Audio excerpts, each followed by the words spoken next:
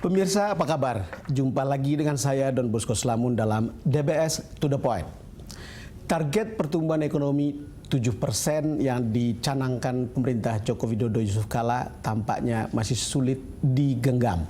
Di tengah suramnya prediksi ekonomi global, Bank Dunia mengubah prediksi pertumbuhan ekonomi Indonesia menjadi 5,2%. Lebih rendah dari target pemerintah di tahun 2015. Survei terakhir Poltreking Indonesia menyebutkan mayoritas masyarakat atau sebesar 66% menyatakan kurang puas atas kinerja bidang ekonomi Jokowi JK. Tingkat kepuasan terhadap kinerja pemerintah baru secara umum bahkan anjlok menjadi 44%. Tamu saya berikut ini tahu jeroan pemerintah.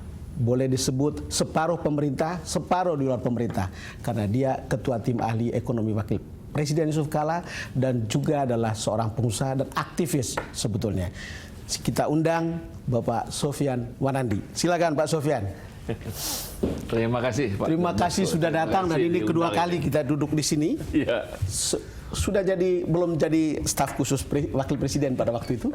Belum. Tapi sekarang sudah menjadi orang dalam dan saya bilang setengah di luar, setengah di dalam. Mungkin sulit sekali untuk mengatakan ini, tapi kita tunggu suara Anda sebetulnya tentang keadaan ekonomi kita yang kemudian kalau lihat survei yang memperlihatkan popularitas Jokowi JK boleh dibilang so-so. Jadi Indobarometer itu untuk politik 60% kepuasannya. Kemudian Poltreking 44% puas terhadap kinerja ekonomi. Artinya 66% tidak puas. Ya, saya pikir memang kalau kita lihat tentu harapan masyarakat pada saat memenangkan Pak Jokowi ini kan tinggi sekali. Betul. Dan janji-janji kita juga pada saat kampanye pemilu itu kan juga terlalu tinggi ya. Tinggi dan enak didengar. Sekarang setelah 6 bulan dilihat kenyataannya kemana itu? Apa yang Anda lakukan sebagai pemerintah di dalam melaksanakan janji-janji ini? Dan kita sudah harus sadar juga bahwa ekonomi itu tidak bisa cepat-cepat selesai. Betul.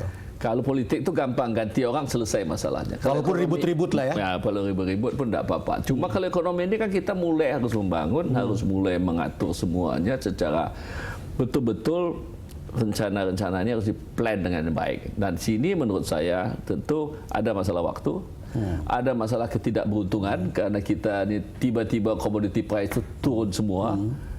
Itu sudah kita alami sebenarnya akhir tahun 2014 lalu. Cuma sekarang ini menurun dan rata-rata turunnya itu 50%. Apakah itu minyak, apakah itu batu bara, apakah itu kelapa sawit, karet, dan segala komoditas kita yang menjadi pusat pertumbuhan kita dulu. Sampai-sampai orang mengatakan, saya ketemu beberapa pengusaha dan beberapa juga bicara di sini. Ini sebetulnya diambang krisis. Anda ini kan pengusaha yang sudah lama sekali. Kalau lihat begini apa? Kalau orang mengatakan begitu? Saya pikir di ambang krisis sih belum. Dalam arti akan menuju ke ambang krisis itu saya percaya kalau kita tidak berbuat apa-apa. Ya, jadi memang kita harus berbuat sesuatu sekarang untuk membuktikan bahwa apa yang kita janjikan itu pelan-pelan kita harus lakukan. Ya, memang masalah kita sekarang ini 6 bulan ini kita mengetahui menteri-menteri kita belum bekerja lagi dalam satu tim. Belum bekerja dalam satu tim. Birokrasi kita juga bukan main sekarang ini juga seperti yang lama-lama juga mungkin cara kerjanya.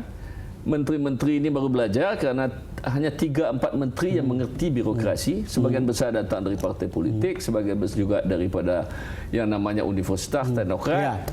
Jadi ini belum tune in. Belum tune in. Pak Sofyan, memang ada mengatakan dalam krisis dan Anda sudah memberikan gambaran tentang beberapa kelesuan yang diindikasikan oleh beberapa harga, yang kemudian daya beli yang menurun. Tapi saya ingin Pak Sofyan perhatikan pidato Jokowi ini. Bentar. I'm here to tell you with 100% confident Indonesia will prevail.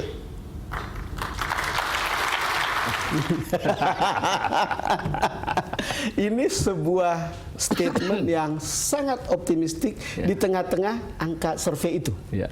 Pak Sofyan. Kalau saya melihat tentu sebagai presiden beliau harus optimistik. Kalau enggak kan tambah pesimis semuanya, ya kan? Itu wajar-wajar. Pemimpin harus selalu memberikan harapan dan saya setuju tentu harus berliku. Tapi apapun jangan harapan saja. You harus melaksanakan pekerjaan rumah you sebagai presiden kan, untuk menentukan target-target dan semua menteri-menteri itu harus bekerja full yang kita ingin, yang Pak Jokowi sebagai presiden bertanggung jawab untuk memberikan daripada masalah itu. Jadi kita tidak ada waktu mengeluh lagi sekarang. Kita sudah pegang pimpinan ini. Anda sudah menjadi presiden dan tidak bisa lagi Anda mengeluh. Boleh overconfidence silakan saja. Cuma kita minta bukti sekarang kan bahwa ini bisa dilaksanakan. Pak Sofyan, Anda mengatakan supaya menteri-menteri itu kerja full. Emang belum full.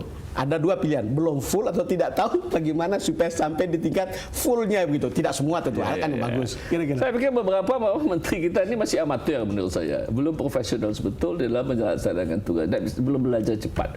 Menurut saya karena masalah kita ini kan sudah bukan masalah baru. Ini masalah yang sudah ditinggalkan lama oleh Pak pemerintah sebelumnya. Betul. Pak SBY, saya setuju bahwa itu bukan masalah baru. Bukan masalah. Jadi kita sudah tahu sebenarnya kita harus selesaikan apa yang harus dikerjakan, dan dalam situasi yang menurun ini kita harus mengembalikan confidence itu, mengembalikan kepercayaan bahwa we follow the leaders. Kita percaya you bisa bawa kita kepada sesuatu yang lebih baik. Itu harus kita buktikan dalam pekerjaan rumah kita.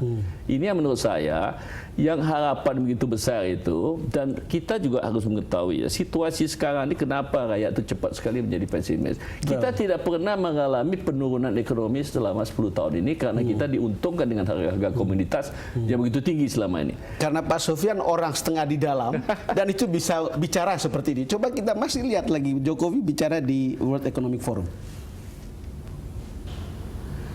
I stand here today to invite you to join me and my people on an incredible journey, on an incredible adventure, and to make incredible profits.